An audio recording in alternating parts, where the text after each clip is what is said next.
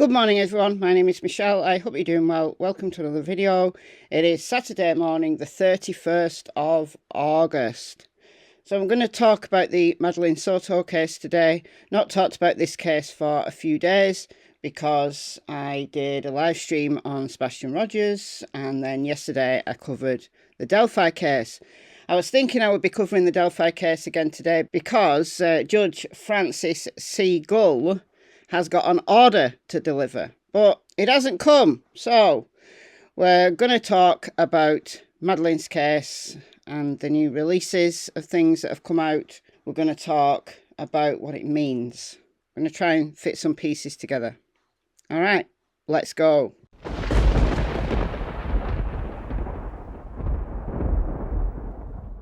So, some new images have come out. There's some photos, and then there's this piece of literary genius. This has got Plunder's name on it. I actually got this from a Facebook group, but this must have come from Plunder.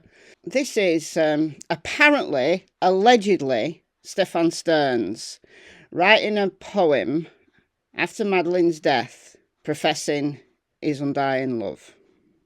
All right, it's called Always. Your hair was like honey, with eyes stormy blue. Gone far too soon, I will always miss you. Your smile was a treasure, your laughter filled the room. This world is not the same, I will always miss you. I love you so much, I would have died for you. With no end to my tears, I will always miss you. As I held you in my arms, my heart died with you. Rest in peace, sweetheart. I will always miss you. Okay, where to go from here? Well, why did he write this?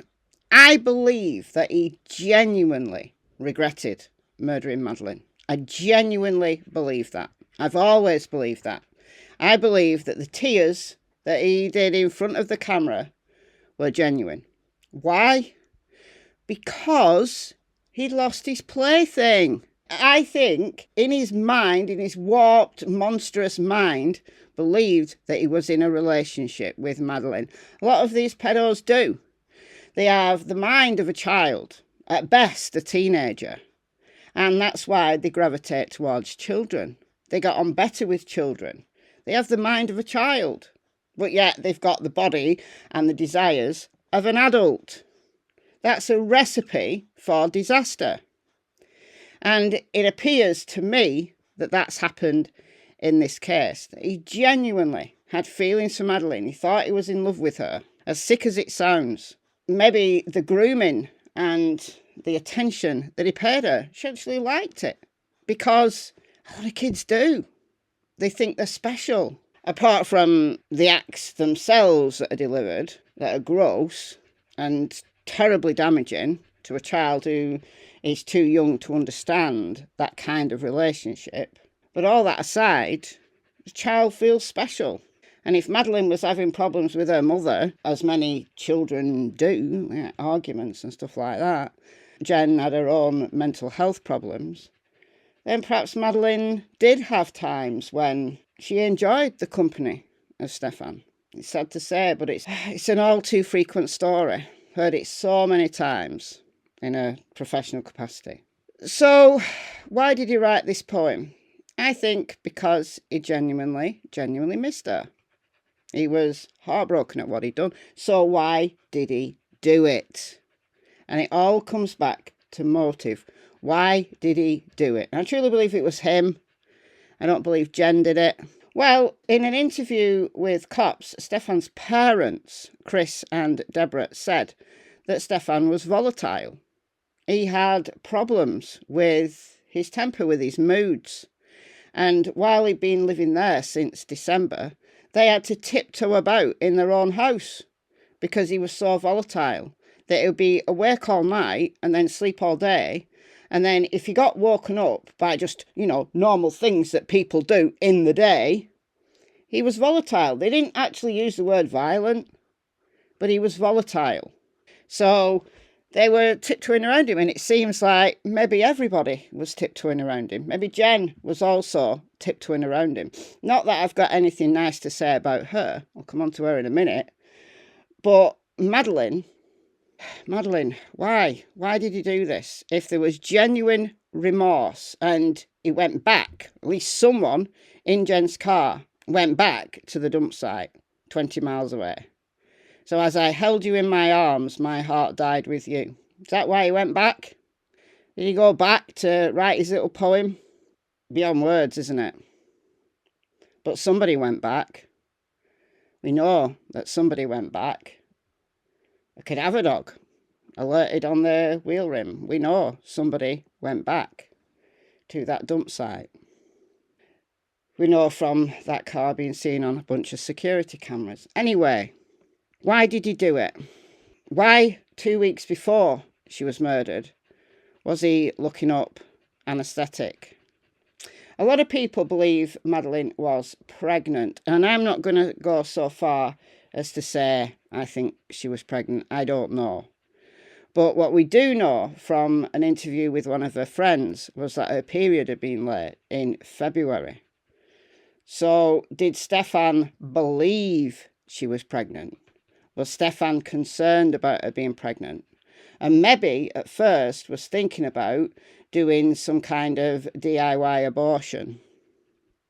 Don't know. And that's why he was looking up the anaesthetic. Why he was looking up that is very, very concerning. It makes this look premeditated and planned. Had he been planning it for 2 weeks? If he thought she was pregnant, maybe he thought there was no option. But I don't think it's that. I don't think that's why he murdered her. I think he was jealous.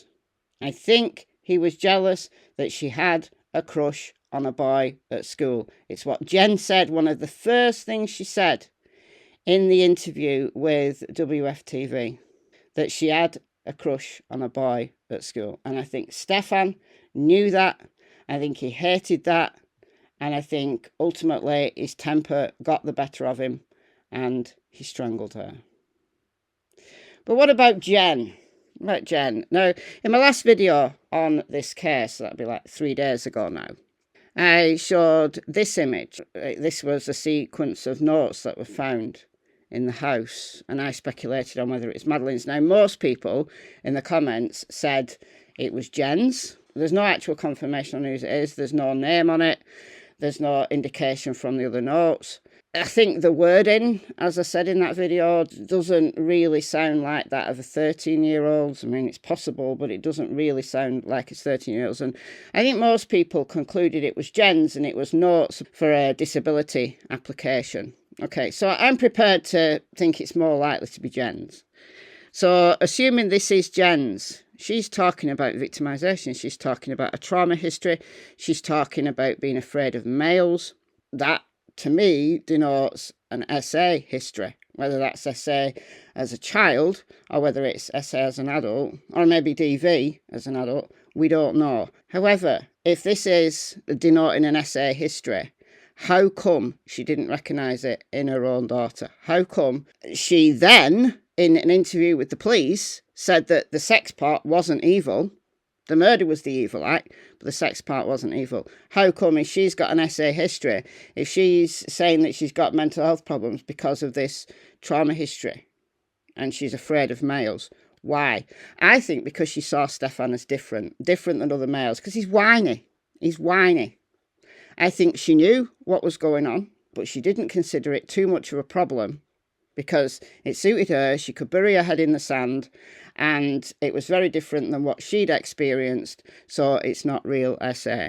And again, that is something that is so common. The victimisation cycle, sadly, is common. That somebody, male or female, with an SA history, in some cases, now look, I'm not saying all cases if you were SA'd as a child or in the past, it doesn't mean to say that you're going to purposefully or unwittingly, but, turning this blind eye, put your own children in danger. It does not mean that at all.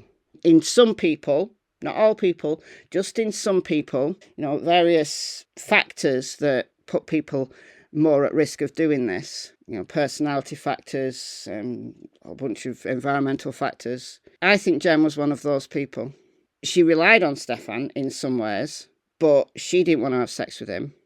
and I think she wanted to keep him around because she liked him. She knew he was different, he was kind, and she was prepared to let Madeline sleep with him because she didn't want to keep him sweet, and she didn't consider it a problem because it was a very different relationship than what she'd experienced in the past. So she turned this massive blind eye in, even though she knew. Let me know what you think. These are just theories. These are just ideas. We don't know. But just trying to put a few of these little pieces together. Okay? Let me know in the comments what you think, and I'll see you in the next video. Bye, guys.